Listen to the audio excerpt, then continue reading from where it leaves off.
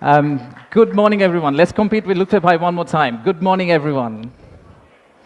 Thank you, thank you. Thank you for everyone for coming from such long distance. And we apologize for ones that we could not manage to give accommodation. We had exceptional level of interest for the summit, which is really great to see for us. My first slide is thank you slide. That's not the last slide. We just wanted to thank all of you for kindly coming and joining the summit. So the purpose of the summit is today, sitting in this forum, we would like to say that we are open for business, and we're really committed to win business from all of you. And to do that, we have already thrown Lutfi Siddiqui at you, not literally, but verbally. We'll also throw a Nobel Prize winner at you. We'll do anything to make sure that we win business from you. But first, I would like to take you to future. Let's think about a movie, Back to the Future. Let's go into that set and imagine that we are in 2035. In 2035, how would Bangladesh look like? You'll all be here again. My successor is going to be here presenting. That will be the 10th investment conference for us. And in that conference, we will not be talking about a rising economy, but we'll be talking about a regional manufacturing powerhouse. A country that's connecting east to the west, a bridge that connects Himalayas to Bay of Bengal, a manufacturing hub that is infested by global investors and local investors who are now exporting to the rest of the world. That vision, that imagination is what's driving us today. But it all started actually about 8 months ago.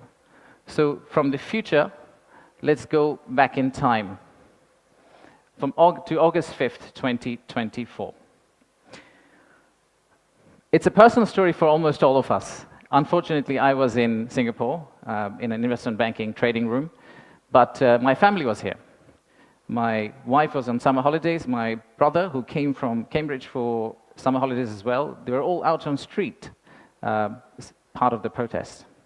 So at around noon, Singapore time, I asked them, what's going on? What's happening in Dhaka? So what they did was they were part of a crowd. They looked forward, they took a selfie. Sorry, not a selfie, a photo what's ahead of them, and they turned back and took another photo of what's behind them. So this first photo was what was ahead of them. And this one was what was behind them. So we need to digest exactly what happened at that time. The young population, the entire youth, was out on the street, demanding transparency, demanding opportunity, demanding democracy, demanding freedom of speech. And that's what has brought us here today.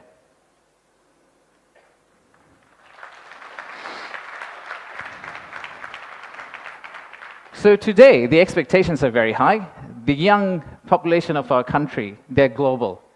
Unlike us, they're used to tweeting, they're used to looking at TikTok and looking at Singapore and Bangkok. So they don't want Dhaka to be Dhaka 2.0. They actually want Dhaka to become Singapore and Bangkok in 5-10 years' time.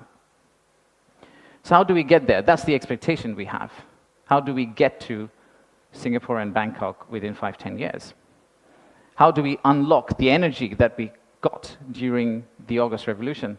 How do we harness that energy and convert it into employment generation and industrialization? The story for Bangladesh was always there. A lot of you already know about it. We have 180 million domestic market. We have a young population. Almost half of it is less than 25 years old. The middle and affluent class is about 35 million people, which is as big as the Malaysian total population.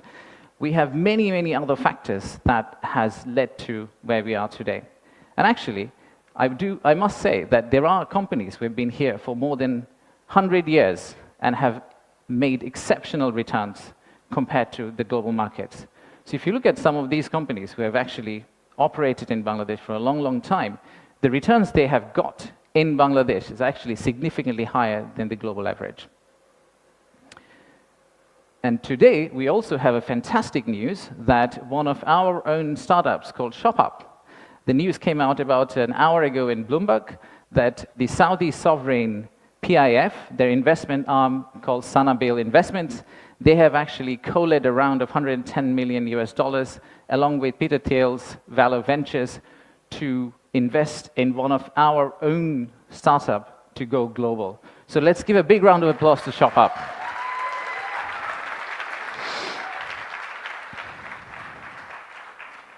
So that's today. That's today. So what's tomorrow? How do we go from here to the vision we have for 2035?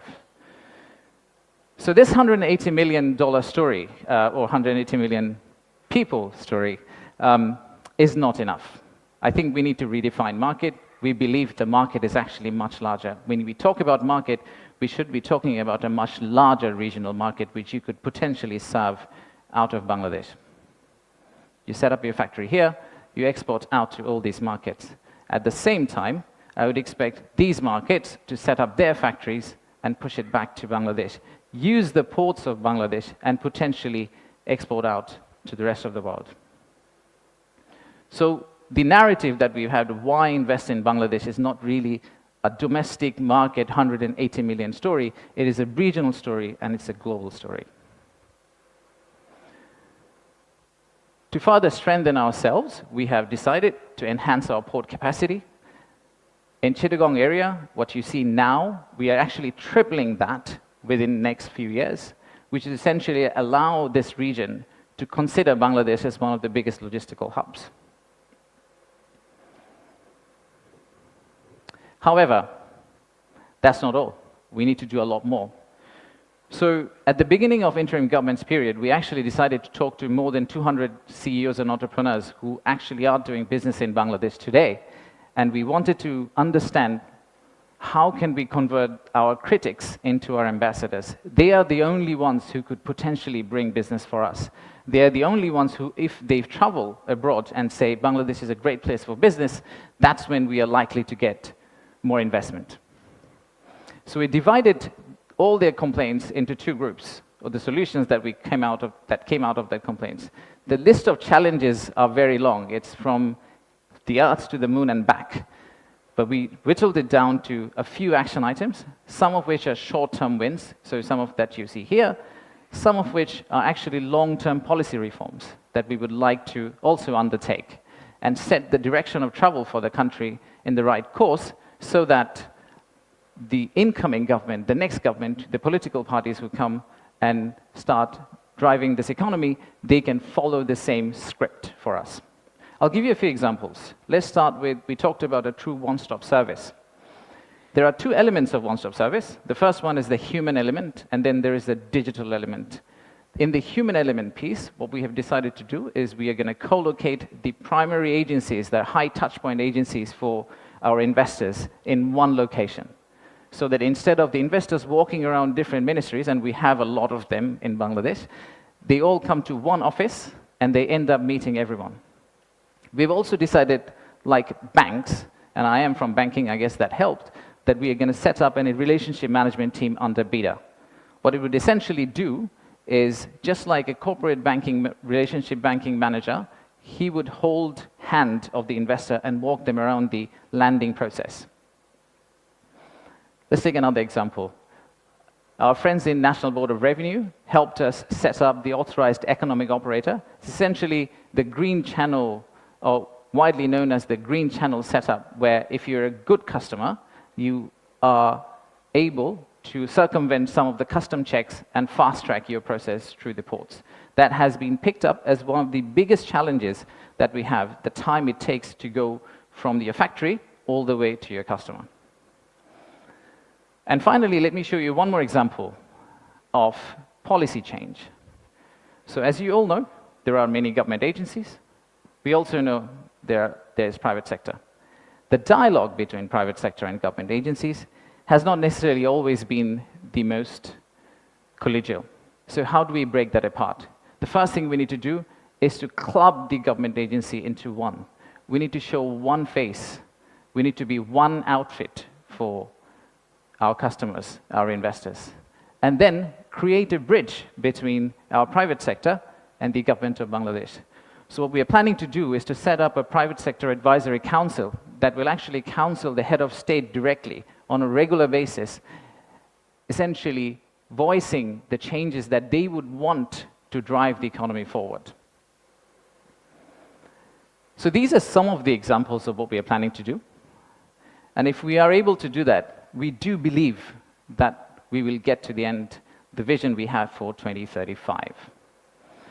Now, of course, there are many, many other factual reasons, statistics, tables, Excel files that I can share with you to tell you why you should invest in Bangladesh. In fact, the next slide will have a QR code which you can scan and download, which will have essentially this presentation. So you didn't have to take the photos of the presentation, by the way. You will have this presentation, and you will also have an appendix of facts and figures and why we think competitively we're actually in a very better place than our competitors. So please watch out for the QR code. But before I go there, I would really like to finish off with this. There are economic reasons to invest in Bangladesh, but I really don't want you to invest in Bangladesh for the economic reasons. If you really think about investing in Bangladesh, think about investing in Bangladesh because of the transformational journey you're going to be part of. For the odd mixture of warmth and resilience our people have, and our century-old culture paired with the shared values that we have with you. So I rest my case here. Thank you very much for coming, and enjoy the rest of the day. Thank you all.